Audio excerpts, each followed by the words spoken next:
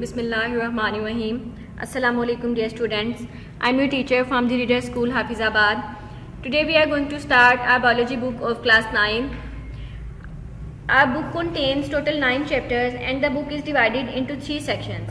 The first section is about study of life and biodiversity and it consists of 3 chapters. The second section is about cell biology and it consists of 4 chapters. The last and third section is about life processes and it has 2 chapters. Today we are going to start our first chapter, which is about introduction to biology, and today our topic of discussion is introduction and branches of biology. So let's start. First of all, science का हम थोड़ा introduction देखेंगे. Science is the study in which observations are made, experiments are done and logical conclusions are drawn in order to understand the principles of nature. Science कैसा मुताला है? Science एक ऐसी study है जिसमें हम कुदरत के कवानीन को समझने के लिए उनका बहुत गौर से मुताला करते हैं, उनको बहुत डीपली ऑब्जर्व करते हैं. उसके बाद हम एक्सपेरिमेंट्स करते हैं कि क्या ये चीज़ जो हमने ऑब्जर्व की है ये वैसी ही है जैसा हम सोच रहे हैं, और अपने एक्सपेरिमेंट्स की बेस पे फिर हम उसमें से लॉजिकल कंक्लूजन्स यानी कि ऐसे नताइज अखज़ करते हैं जिनकी प्रॉपर रीजनिंग हो हमारे पास. तो इस तरह के मुताले को, इस तरह की स्टडी को हम कहते हैं science. In ancient times, the scientific information was not classified into different branches as it exists today. All the scientific information was included under one head, i.e. science. With the passage of time, scientific information increased many folds and this enormous scientific knowledge was then classified into different branches like biology, physics, chemistry, mathematics, etc.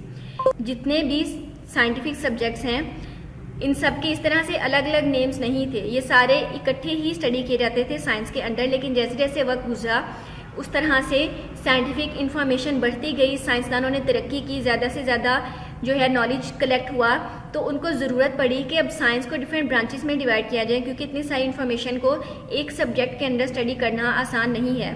तो science को different branches में divide किया गया according to their mode of research.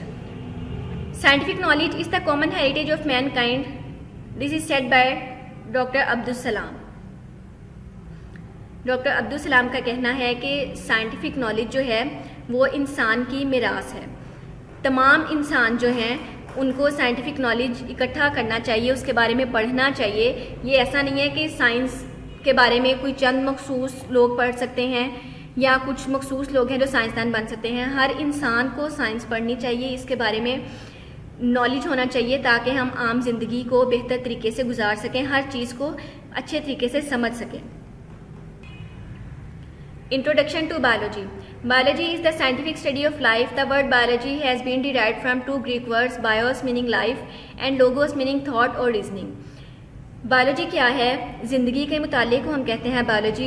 ये जो लफ्ज़ है biology, ये 2 यूनानी अल्फाज का मजमूआ है. पहला है बायोस जिसका मतलब है लाइफ यानी ज़िंदगी, और दूसरा है लोगोस. लोगोस का मतलब है थॉट और रीजनिंग यानी कि किसी चीज़ के बारे में लॉजिकली सोचना. तो लिविंग ऑर्गेनिजम्स के बारे में लॉजिकली सोचना और उनको पढ़ना कहलाता है biology. In the course of biology, we will study how man has thought about living things. To understand and appreciate nature, it is essential to study the structures, functions, and related aspects of living organisms. The study of living organisms also provides information and remedies to human problems regarding health, food, environment, etc.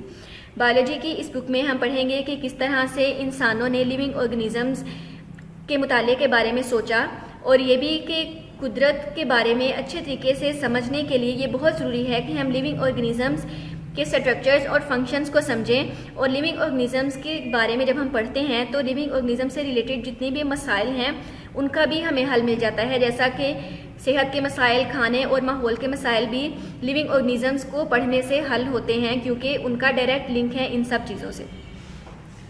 अब हम पढ़ने जा रहे हैं divisions and branches of biology. There are 3 major divisions of biology which study the different aspects of the lives of major groups of organisms.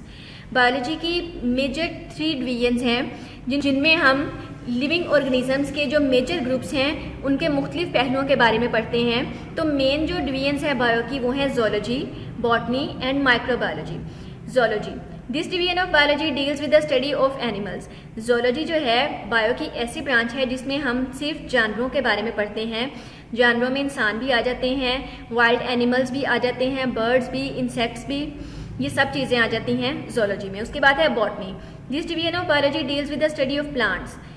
Bio की ऐसी branch जिसमें हम सिर्फ पौधों के बारे में पढ़ते हैं वो कहलाती है botany.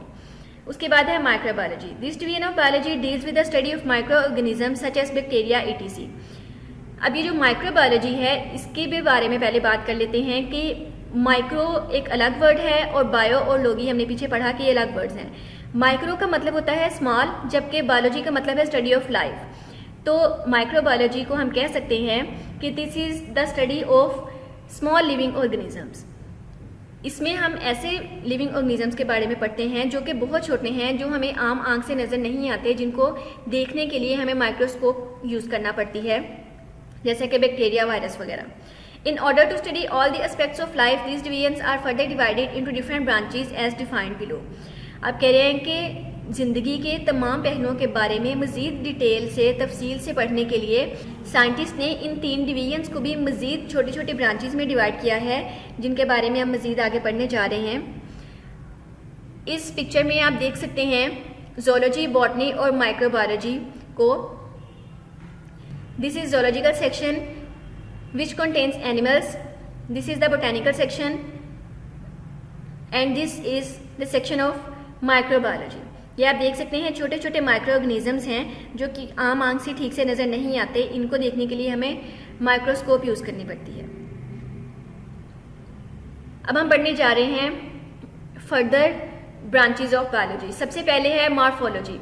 This branch deals with the study of form and structures of living organisms. Bio की इस ब्रांच में हम लिविंग ऑर्गेनिजम्स की साख्त और उनके स्ट्रक्चर्स के बारे में पढ़ते हैं कि किस लिविंग ऑर्गेनिज्म की बॉडी की शेप कैसी है, उसकी बनावट क्या है।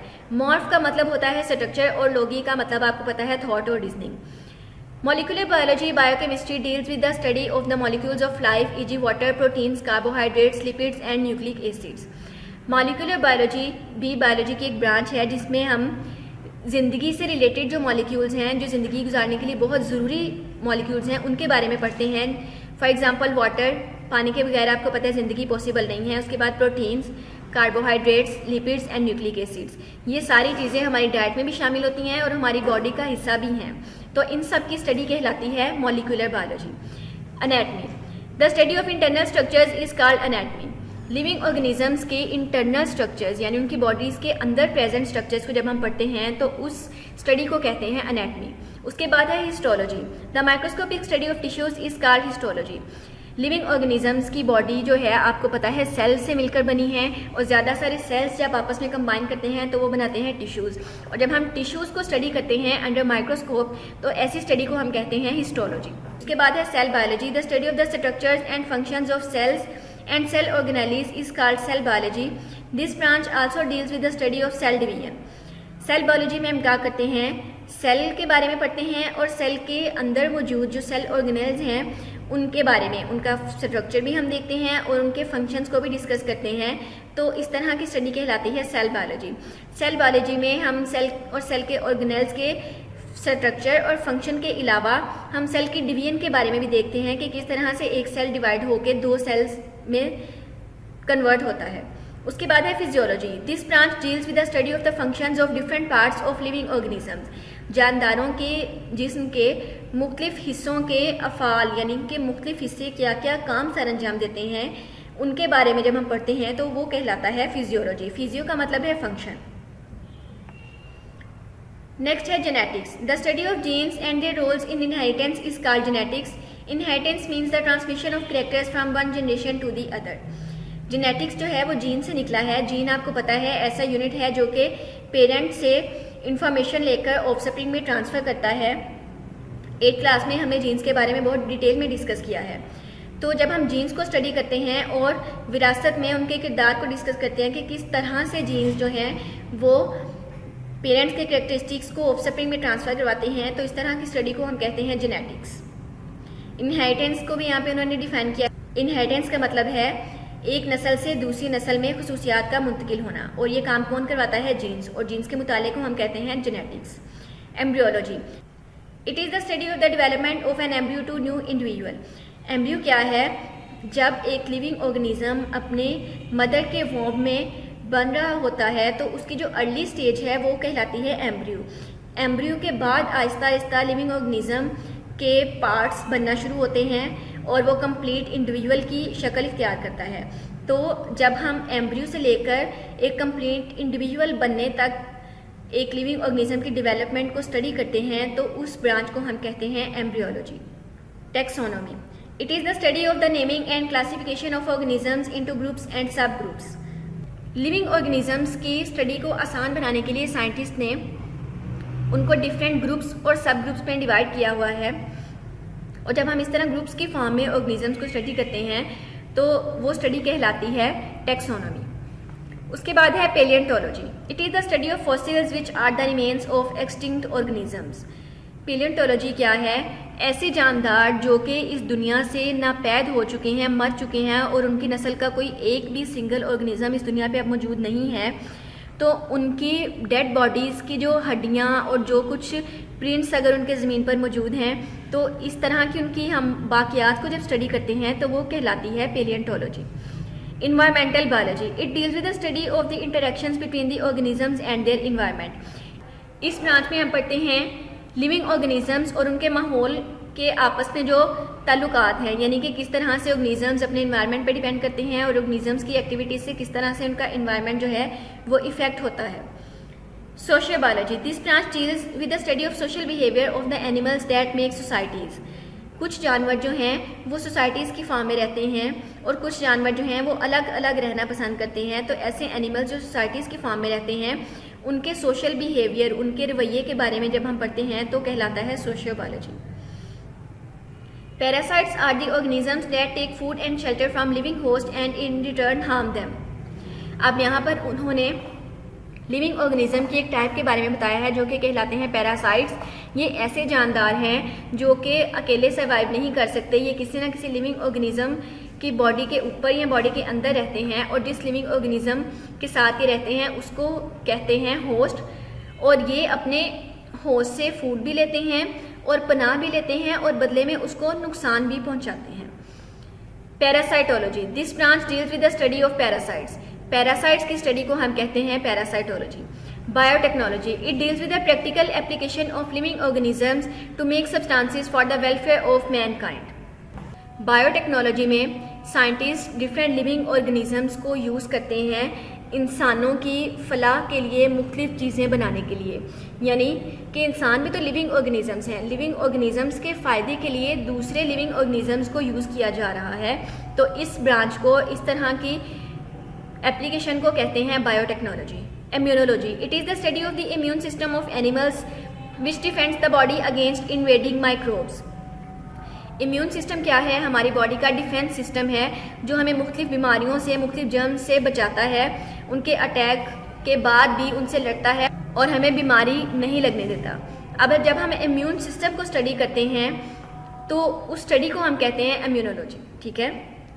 Entomology, it is the study of insects. Insects की स्टडी को सिंपली हम कहते हैं एंटोमोलॉजी। देन है pharmacology, it is the study of drugs and there effects on the systems of human body. Pharmacology जो है ये फार्मेसी से निकला है जो कि मेडिसिन से रिलेटेड है। तो फार्माकोलॉजी में हम क्या पढ़ते हैं? मुख्तलिफ अद्वियात और इंसानों के जिन पर उनके असरात जो हैं उनको पढ़ते हैं। तो इस ब्रांच को हम कहते हैं pharmacology. Human population growth, infectious diseases, addictive drugs and pollution are the major biological issues today. आजकल की दुनिया के जो अहम मसाइल हैं वो क्या क्या हैं? इंसानों की आबादी का बढ़ना, मुहलक बीमारियों का फैलना, नशावर अद्वियात और आलूगी। इन सब मसाइल पर काबू पाने के लिए साइंटिस्ट बहुत तेज़ी से काम कर रहे हैं ताकि इंसानों की ज़िंदगी को इन सब मसाइल से आज़ाद कर कर आसान और पुरसुकून बनाया जा सके। That was all about today's lecture. Your home task is to learn the definition of science, biology and the divisions and branches of biology. Thank you so much for listening. Stay blessed. Allah Hafiz.